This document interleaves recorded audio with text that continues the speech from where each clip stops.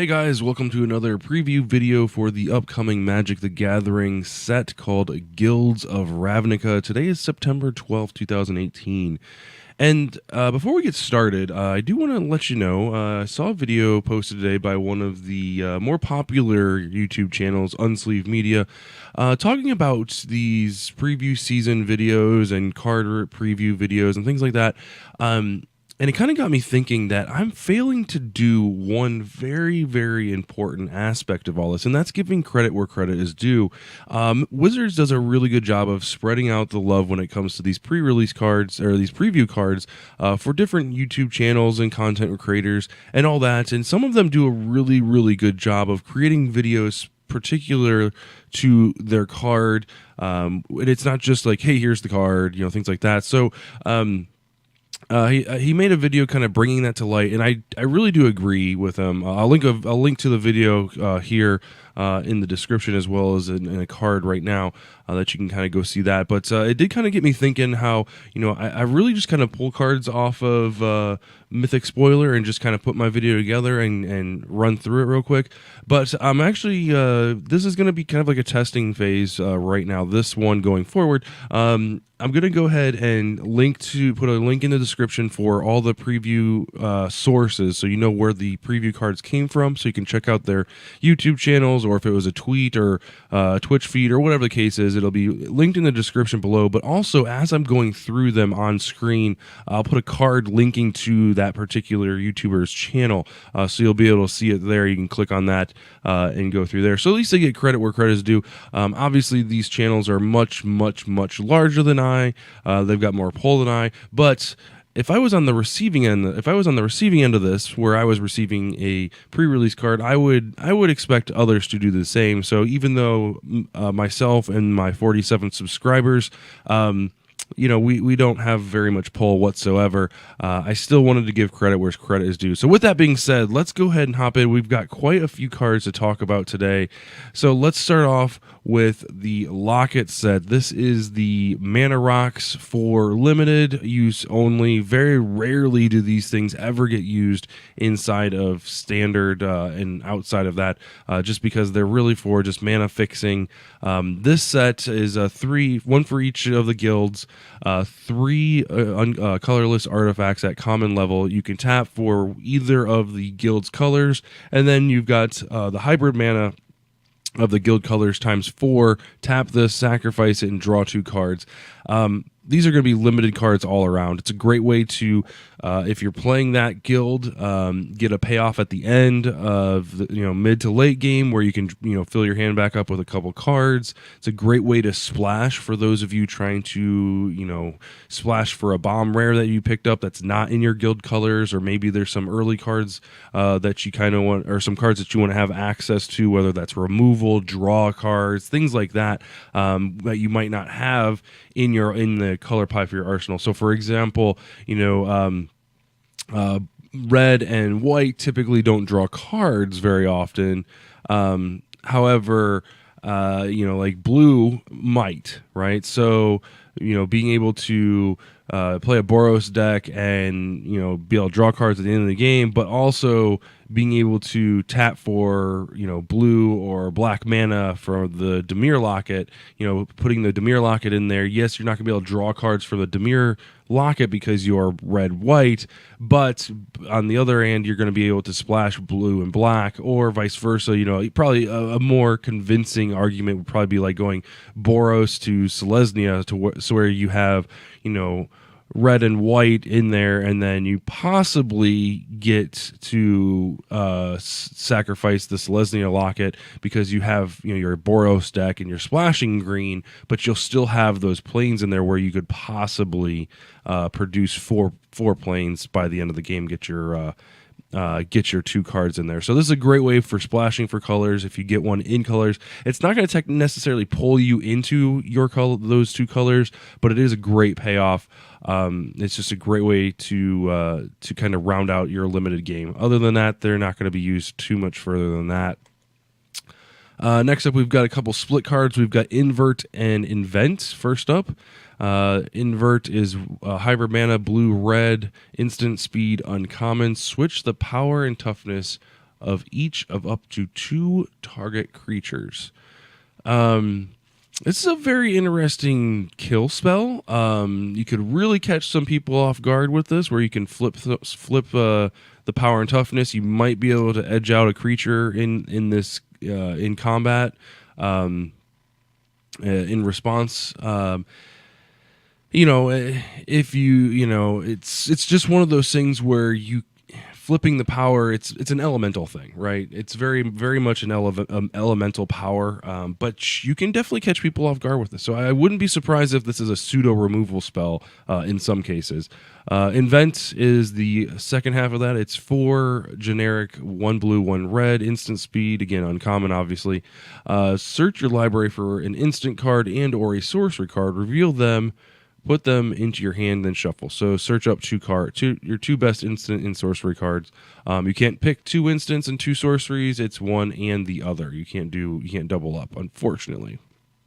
We talked yesterday about is it having the short end of the stick when it comes to creatures and being more of a spell heavy deck, which really doesn't lend itself to limited as much. Not saying that there isn't limited cards out there that are going to be instants and sorceries, but it's they usually tend to be spells, creature spells, and board presence and things like that to win the games. On the other hand, if you've got a bomb rare, you've got a win condition that is an instant or sorcery, this is a great way to add like a quote unquote second copy of your card. Yes, you're going to have to reveal the card that you're picking up and put it in your hand, so chances are you're not casting it this turn. But this is a way to find that card and potentially win the game. So, you shouldn't look over. You shouldn't pass it over without a close eye on what kind of instants and sorceries you're going to be searching. This doesn't give you like free reign to drop 5 extra instants and sorceries in your deck. I would say if you've got 2, maybe 3 game ending spells, this is a great card to kind of put in and drop the 3 game ending spells, drop 1 of them and replace it with this invent spell. Again, don't want to go too heavy on the spells, but if you've got the winning cards in there, you let the cards speak, build your deck. Integrity and intervention is next. Integrity is hybrid mana, 1 red or 1 white.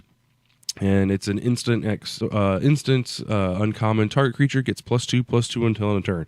This is a great combat trick. Again, doesn't necessarily pull you into those colors, but if you're playing one of the 2 red mages, instant, is it or Boros? This will be a card that you'll want to play. Selesnya is probably going to be a closer fit green white, just because they tend to have more creatures, so you'll have more targets for it. But that's not to say isn't going to have any creatures to play this on. Boros is obviously going to be the best course of action for this card. Intervention is 2 generic, 1 red, 1 white. It deals 3 damage to any target that's creature, planeswalker, player, and you gain 3 life. It's no lightning helix, that's for sure. It's extremely expensive in comparison. However, the utility here is great, right? You can use the integrity portion of it early on to get in a few extra points of damage in the early game. You can use it to save your creatures in more of a removal spell. If you've got the extra mana, you can use the intervention more as a removal spell. The 6-point life swing that intervention offers for 4 mana is really not that strong. I would really, clearing out a planeswalker, that's probably where I would point this at. Probably planeswalker, creature, then player. Obviously, unless they're at 3 and you've got 4 open mana, then go to the dome. So. Next up, we've got some monocolored creatures and spells here. We've got Golgari Raiders. It's a 0/0 for 3 generic green. It's a elf warrior at uncommon. It has haste, which is interesting, right? So it also has undergrowth, and this is where your toughness and power come into play. So it enters the battlefield with a +1/+1 counter for each creature card in your graveyard. This is a great little tank. It doesn't have trample, but in an elf deck, like this could be really, really big. You've got your Llanowar elves. I mean, even in standard nowadays, like elfish standard decks are gonna really enjoy this. It's a Golgari card, so obviously there's going to be some graveyard shenanigans, which is great.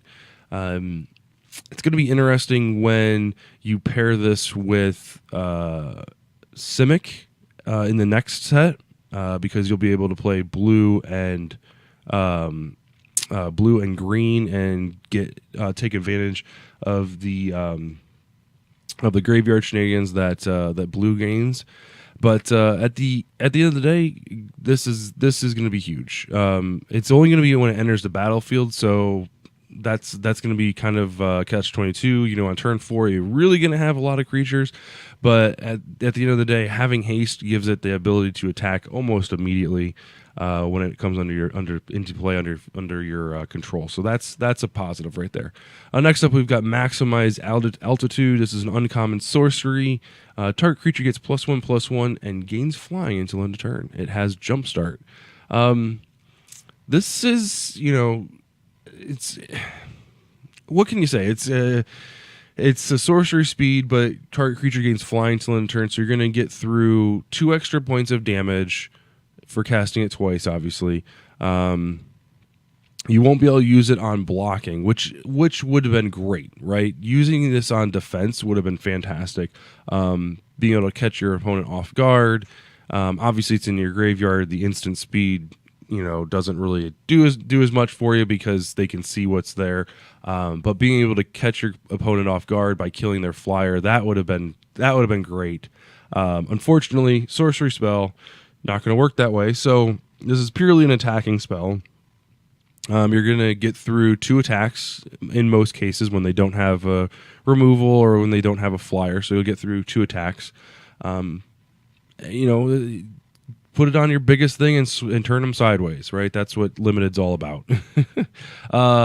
Pass Walk Adept is next. It's 1 white or 1 blue, 1 generic for a 1/3. You can pay 3 mana, 2 generic and 1 blue, and target creature can't be blocked this turn.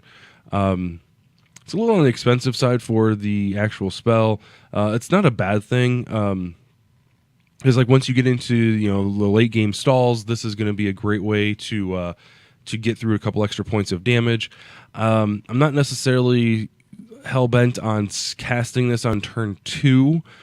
Because it very, very quickly can become a target. You're going to want to cast this in your later games, kind of as like a 5 mana spell almost, right? So you play your big creature on turn 4, turn 5, whatever.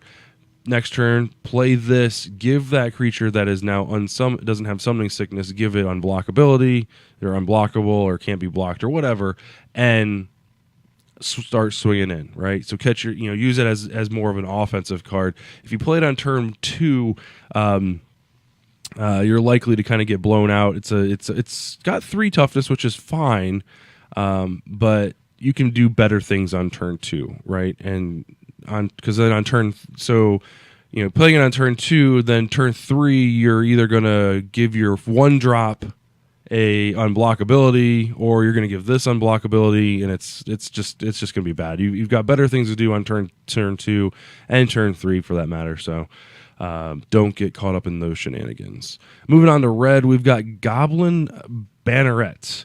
This is a 1/1 for 1. It's got Mentor. So again, going over Mentor, because this is probably going to be one of the trickier abilities especially for newer players. Mentor is whenever this creature attacks. I can't even say it right. Whenever this creature attacks, put a +1/+1 counter on target attacking creature with lesser power. So as it stands, you would only be able to put this on a 0/1 creature that is attacking with Goblin Rhett. Luckily for this goblin, you have a activated ability. You can pay 1 red, 1 generic to give the Rhett +2/+0 until end of turn. So during your main phase, you'd pay 2, pump up the Banneret, attack with the Banneret as a 3/1 and something else that is a 2x or a 1x, and now your 2 or 1x is now 1 toughness higher with the +1/+1 counter. This is a great enabler. This is kind of like what we were talking about yesterday, where the mentor ability is going to be very, very tricky. It's going to be very, very crammed, right? Because there's a lot of 1 power, there's a lot of 2 power, not a lot of 3 power when it comes to mentor. So you're going to have to be very, very careful. Now, this is at uncommon, so you're not going to see a lot of them. However, giving this +1/+1 from, maybe you don't, mentor the Goblin Banneret, to another creature, but maybe another creature can mentor this one, and you build this one up over time, and then you kind of take advantage of the mentoring on the Goblin Banneret. So it's got a lot of utility, in the sense that it can produce its own power to mentor things that are weaker than it, and it can be target of a mentor ability. So lots and lots of utility there. I really like this card. Probably one of my favorite cards so far, spoiled at the uncommon level for sure. Next up, we have a common instant. This is called Govern Grovin. Govern the Storm. Govern the Storm deals 5 damage to target creature for 1 red and 4 generic. This is bad. It's really, really bad. You'll use it as removal. I would not put more than 2 of these in your deck, because you're just going to feel bad when you have your opening 7 and you've got 2 of these in your hand, and you're just like, wow, not playing these for 5+ turns, and then you got to hit your land drops on top of that. So obviously it's a good card to get rid of, their bomb, their rare bomb or whatever. It's not going to hit anything other than creatures, so you really can't get too fancy with it as far as targeting, finishing points of damage. I could see it being a win condition for going wide strategies, for getting rid of their biggest thing and being able to swing in with a bunch of mentoring creatures and hopefully piling up the damage. Again, 1 or 2 in your deck is going to be perfectly fine. Let's see here. Next up, we've got an instant. This is Inescapable Flame. It's 2 red and 4 generic. This spell cannot be countered.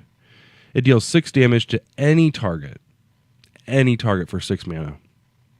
This is the card you want to play. Obviously, it's uncommon versus the Govern the Storm, but this is uncommon. It's a little bit pricier, but you're at instant speed, so you got a little bit of trick. It can't be countered, which is usually a rare ability. This is uncommon, so that's asking a lot. And you could target anything. So they play their Morasca, it's dead. Doesn't matter, dead immediately. This is kind of like the safety valve for Morasca. But playing one of these and one of the Govern the Storm, that would be a good combination. Maybe 2 and 1 for the Govern and the Inescapable Flame. Some combination, 2 or 3 of these combinations. Obviously, uncommon, you're not going to see a bunch of them, but if you can pick up 2, go 2. If not, 1 will do just fine. All right, next up, we've got Arclight Phoenix. This is 3 generic, 1 red for a Phoenix, flying haste, and then it's a 3/2, but it has the ability of most Phoenixes with this recursion thing, and they usually get pretty crafty. Let's see how this one goes. So at the beginning of combat on your turn, if you've cast 3 or more instants and or sorceries this turn, you may return Arclight Phoenix to the battlefield. So that's not that bad. The power toughness is a little on the weaker side. 4 mana for a 3/2 with flying. The 2 toughness is really kind of weak. It's obviously got recursion, right? It's to the battlefield, not back to your hand. Casting the 3 spells is going to be a little on the more difficult side for a couple mages. just getting those, especially during limited. I mean, this is a mythic rare, so you're not going to see hardly any of them. So I wouldn't pick it high, just because, if you can recur it once, great. If you can get it a second time, like, I'd consider yourself lucky. I mean, your cat. Now keep in mind too, there's the jumpstart mechanic, right? So that might have had something to do with the design of this card. I'm pretty sure of it, at least. So jumpstart's going to allow you to cast the same spell twice. So you could, if you had theoretically, if you had 3 jumpstart spells that all cost 1 mana each, right? So you, in one turn, cast all 3 of those. They all 3 go to your graveyard. You get the Phoenix back on the battlefield. Let's say you attack in, opponent kills it. Next turn, you can cast those same 3 jumpstart spells from your graveyard. They get exiled. The Phoenix goes back to play. So that's like magical Christmas land, for sure. But how often is that going to happen? How many spells are going to be jumpstart that you can cast in one turn? It's going to be hard. But at the end of the day, recursion in limited is great, but I wouldn't pick this high. Lava Coil is next. It's 1 red, 1 generic for a sorcery uncommon. It deals 4 damage to target creature. If that creature would die this turn, exile it instead. This is a great removal spell. This is much, much better than Govern the Storm. Absolutely much better. 4 damage is a great number to get rid of medium to small creatures. Exiling the creatures is great, especially with the amount of recursion that is in this deck, especially in green, in black, and stuff like that. It's just a great card. Exiling in this format, I think, is going to be a very powerful ability, with all the things, especially in Golgari camp, that count things in your graveyard with undergrowth. But yeah, this is fantastic removal. Play as many as you get. If you've got 4, play 4. Draft it high. If you get enough of these, that will definitely push you in. It won't push you into red, but it'll definitely say, hey, red's a thing. This is your removal.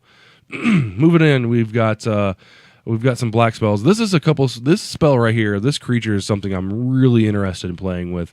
Midnight Reaper is a 3/2 for 1 black and 2 generic at rare. Zombie Knight. Whenever a non-creature token you control dies, Midnight Reaper deals 1 damage to you and you draw a card. So, when it dies, you're at least getting it's at least replacing itself at the very, very least. This is great for Golgari, because you're wanting creatures to go to your graveyard. So in the process, you're drawing a card, right? Potentially drawing another creature that you can, if you can get a self-sacrifice thing going, this is amazing, right? What was the Isa or whatever it is, Thousand Eyes, sacrifice a creature to draw a card, gain a life? I will pay 2 to lose a life, draw a card, and then gain a life and draw a card. That's a good combination right there. Obviously, it's non-token, so the fly insect things that she creates will not work with this portion of it. However, this is going to be a fun card. I hope I open. This is one of those rares that you're like, man, if I can open this, this will push me into black. This will push me into Dimir. This will push me into Golgari. I mean, heck, this is a card you splash for. Absolutely splash for. So if you're in Izzet, maybe not Izzet. Izzet might be the bad choice because you're not going to have a lot of creatures. But if you're in Boros, red, white, you splash for this card. Absolutely. This is a rare that you splash with. Because you don't necessarily have to play it on turn 3, right? You could play it on turn 5 and then start playing around with your 1 and 2 drops. Those things all of a sudden, they all of a sudden become more viable. They become, a resource. So that's Midnight Reaper. That's one of my favorite cards I'm looking forward to playing. Very Johnny-esque. I don't think it'll see much standard play, unfortunately. Depends on how big Golgari gets. There's some big talk around Golgari, so we'll see how big it gets. Never Happened is next. This is your discard spell. 1 black, 2 generic, common sorcery. Target opponent reveals their hand. You choose a non-land from that player's graveyard or hand and exile it. Worded very strangely. They reveal your hand. They reveal their hand. You get to choose a non-land card that's either in those cards or something from their graveyard it's gone. This is actually a pretty good removal spell for those people that are self-milling and getting rid of, surveilling themselves and trying to get rid of things and putting stuff in the graveyard. It's a great way when you nix their rare, their bomb, their finisher to make sure it's gone. Like I said, exiling is going to be king in this limited format for sure. All right, we got one land, Gil Mage Forum. Pretty straightforward, pretty easy. It's going to be for all you multicolored creatures out there. Taps for colorless. You can pay one of anything, tap it, add 1 mana to your mana pool. If that mana is spent on a multicolored creature spell, that creature enters the battlefield with an additional +1/+1 counter. Paying 1 extra for a creature that gets a +1/+1 counter really isn't a bad thing, right? For those mentor creatures, right? That's a huge bump. For the Izzet creatures that don't have a lot of power or a lot of toughness, that's a huge bump. Next release, when we have Rakdos and those creatures don't come in with a lot, or even like the Simic creatures in the next set. I know I'm talking next set, but those creatures I guarantee are going to be small but get bigger, right? They're the ones that had the evolve mechanic where it started small and then once things came in, it got bigger and bigger and bigger. This is going to help out a lot. I don't necessarily think this would help with splashing for a certain color, obviously, because it's only for multicolored creatures, but, it's rare, so you're not going to see many of them, but, Moving on to the fun cards. These 3 cards right here are the cards that I'm excited to play with in the set. I'm interested for a couple different reasons. The Morasca, for instance, she's just going to be a lot of fun with. She's going to just be a lot of fun to play with. From the looks of it, I'm planning on building some type of green, black, possibly splash blue for some graveyard shenanigans and control magic. But Morasca looks a lot of fun. So Morasca Queen is a planeswalker at Mythic Rare 4 loyalty. She costs 1 black, 1 green, 2 generic. Her +2 ability is you may sacrifice another permanent. If you do, gain 1 life and draw a card. I'll let that sink in real quick, right? It's a may ability, so you may sacrifice. So you can just +2 her and not sacrifice, right? But you get to potentially upgrade things, right? So, turn 4 she comes down and you've got, a 1/1 creature that, dealt a damage or 2 early game and is doing nothing, right? So I'm going to sacrifice it, gain a life, and I'm going to draw a card to potentially replace that 1/1. That's definitely worth it, right? Bumps her up to 6 loyalty. She's well out of that, that instant damage, obviously the 1 flames card will take her down.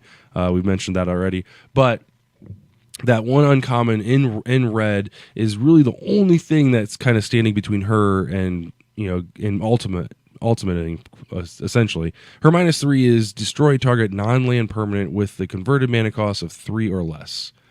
Removal spells are always great. Control magic is great. Being able to control the board is how you're going to win games in limited. Paying 4 to do that, and she's at 1 loyalty is kind of cutting it really, really close.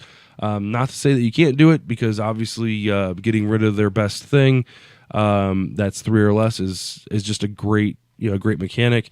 Usually flyers are planeswalkers' worst nightmare, so this is a great way to get rid of those 3-drop flyers. Her ultimate ability is great, right? This is how Morasca works, like 100%. Whenever a creature you control deals combat damage to a player, that player loses the game. -9. Right, -9. So you ultimate her 3 times, or +2, 2 times gets her to 8. 1 more time, I'll take her to 10. Then you -9 and basically just hope that you can knock something over their defenses. Now, keep in mind, it does have that caveat in there. It deals combat damage, so you can't ping the person. You have to literally turn the creature sideways and attack and deal damage. But there's plenty of unblockability. There's plenty of flying. There's plenty of tap down creatures, creature removal, things like that. So you should be able to pull that off. It'd be a lot of fun. The next card that I'm interested in playing with, both in limited and in sealed, or limited and standard, Night Veil Predator. This is a callback to Night Veil Spectre for sure. It's blue, black for a 3/3 vampire at uncommon, flying, death touch, and hexproof. Just three great abilities all crammed onto one thing. And it's a vampire, so it doesn't, it's not one of the main tribes in the set, but for those vampire decks out there, this is a huge card for you. 3 damage in the air is nothing to scoff at. 3 defense in the air is great. Being able to threaten, block, keep this back for blocking purposes to stop, heavy hitters from taking down life totals.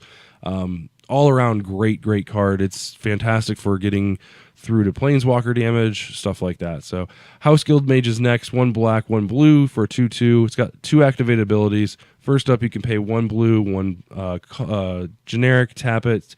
Target creature doesn't untap during its controller's next untap step. So you can keep their best thing tapped down with this little 2/2 bear.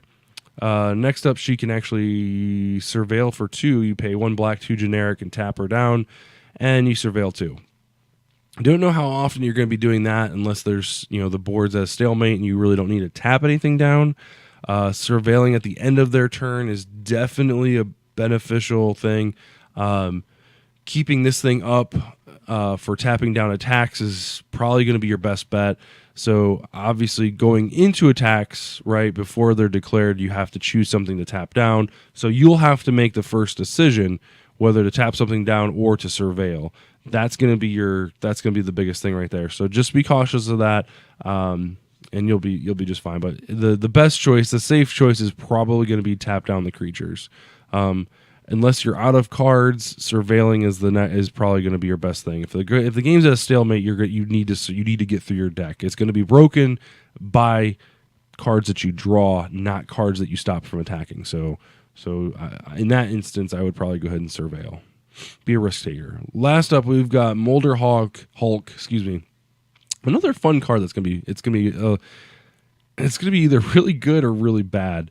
It's a limited card at the very least. It's 1 green, 1 black, 7 generic. It's 9 total mana for this 6/6 fungus zombie at uncommon. It has Undergrowth. This spell costs 1 less to cast for each creature card in your graveyard. So 6/6 for 2 mana. Not too bad. When it enters the battlefield, return target land card from your graveyard to the battlefield. I'm not really sure what that has to do with anything, but sure. I guess you could surveil land to your graveyard. I don't know. I don't understand why this has it. I'm not sure. Last up, we have Golgari Find Broker. It's black, blue for a 3/4 elf shaman at uncommon. When it enters the battlefield, return target permanent card from your graveyard to your hand. Recursion's a great thing, especially when you're sending things to the graveyard, when creatures die, bringing them back. When you're forced to discard things, it's a permanent. Bring a permanent back. Swarm Guild Mage is next. It's black green, uncommon 2/2 elf shaman. It's got 2 abilities. Sounds like the Guild Mages are going to have their back in full force. First ability, a little on the expensive side, but let's see what it does. So black, 4 generic, tap it. Creatures you control get +1/+0 and gain menace until the end of the turn. Menace just means that they can't be blocked except by 2 or more creatures. And then elf shaman, green, generic, tap, gain 2 life. We definitely, it's hard to, at first glance, this Guild Mage seems terrible, right? Flat out unplayable. Gaining life is never worth it. Paying 2 and tapping down a creature is not really what you want to do. 5 mana to give all your creatures +1/+0 and menace. I mean, if you're going in for a big swing, sure. It seems like a game-ending mechanic. I guess if you're at a stalemate and you want to gain some life, sure. I don't think I'd be playing with this card. It's kind of rough around the edges. I mean, at the very least, you're getting a 2/2 bear with some moderate upside, but I don't know. I'm not feeling it. Swarm Mage, but we'll see. We'll see. Show us what you got. All right, guys. Well, that's all the cards we had for today, September 12th. Thank you for watching. Make sure you get subscribed to the channel, www.youtube.com/72DPI online. And then also, we have our Mana Drain podcast. Our Magic the Gathering podcast goes live starting this coming Monday. We're back from hiatus. We just had our Ball and Chain podcast. We just got done recording. So make sure you watch us on twitch.tv/72DPI online. Really appreciate the subscribes, the likes, the comments. Tell us what you'll think about the new set. And we will see you guys tomorrow with the next episode. Thanks for watching.